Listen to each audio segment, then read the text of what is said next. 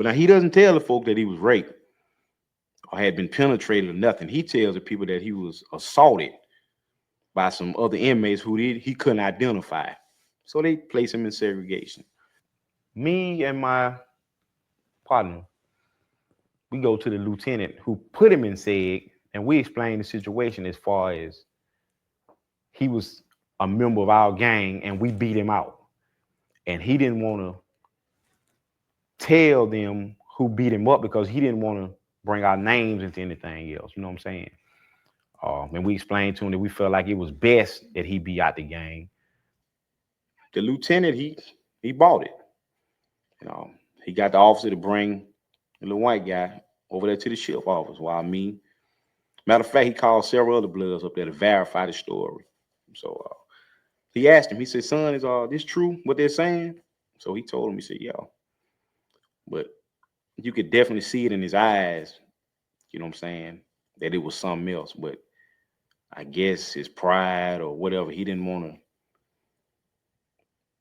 let him know that he had been fucked. So the lieutenant said, son, I'm going to let you out of SEG, but I'm not going to let you out today. I'm going to let you out Monday. This was on a Friday.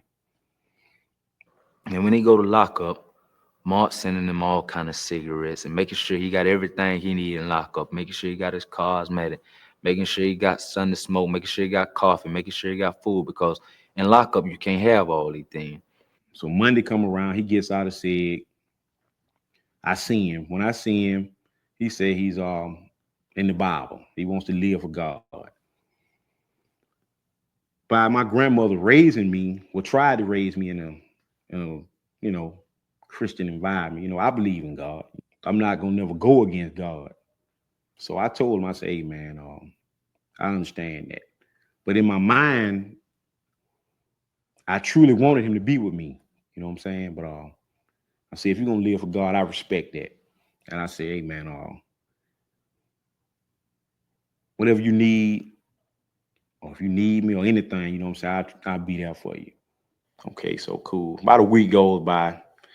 He goes and gets baptized in the chapel inside the grills and all this and that. Right? He's going to church. So after about 2 weeks go by, I see he slacked up from going to church. He's hanging with other guys that they fuck ass. They smoke dope. He running tattoos. I mean, if you're a Christian person or any type of person of a religion, you know what I'm saying, you don't hang around these type of people. You know what I'm saying, dealing with these type of activities. And the bitch was just fronting to try to get away from me. You know what I'm saying? Now, if he wanted to live for God, I could accept that and respect that. You know what I'm saying? But to use God to try to get from up under me and get away from what I wanted, you know what I'm saying? I couldn't accept that. So I seen him. He's laying out on the grass by the dormitory. So I call him. I go off on him. I snap on him. Bitch, you know what I'm saying? I know this, I know that. I put everything all on the glass, on the table. I let him know about the joint he smoked, because the dope come from me.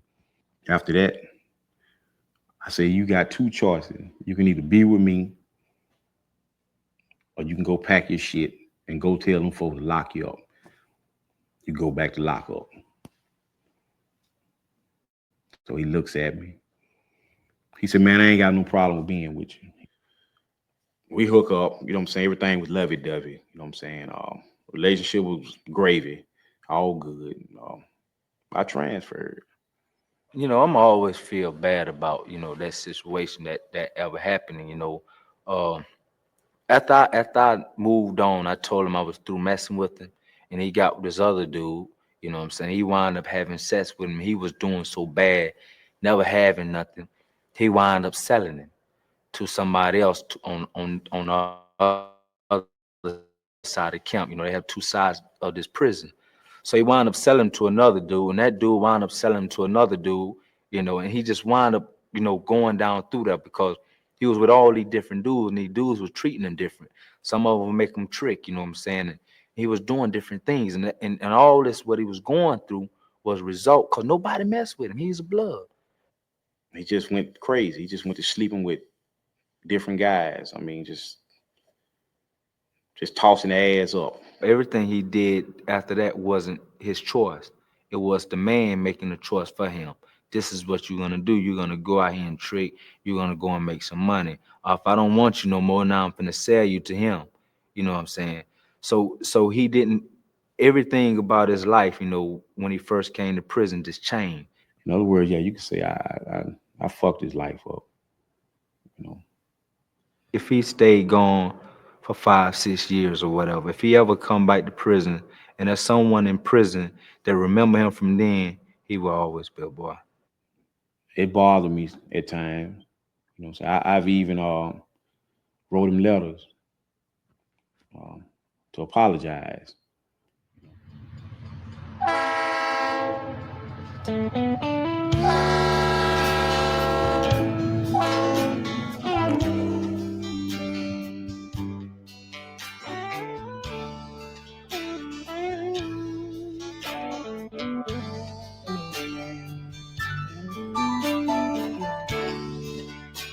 You said I'd get over you if I just give it a little time. Every now and then I think you're right.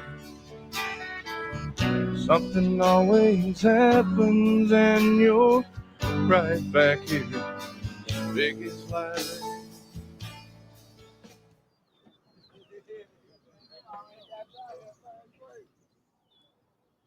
One more, get it.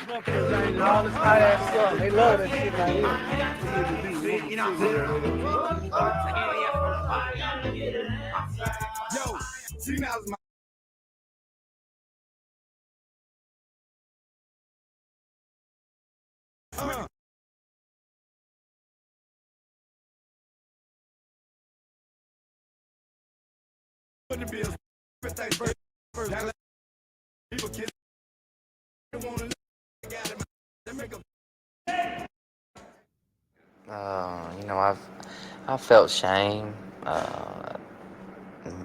embarrassed, all that. You learn to deal with it, and you learn to, overcome a lot of it. Because you hear it every day in here. I mean, it's people gonna jank with you. Some of them gonna be serious, and some of them gonna be playing. But it's gonna happen every day. So after a while, you get used to it. Pass. All right, y'all. That was the third part of it. I'll probably upload the next of it here in a little bit. Y'all have a good one. Hopefully y'all enjoy it. Hopefully we can do a live tonight and y'all can tune in. Thank you.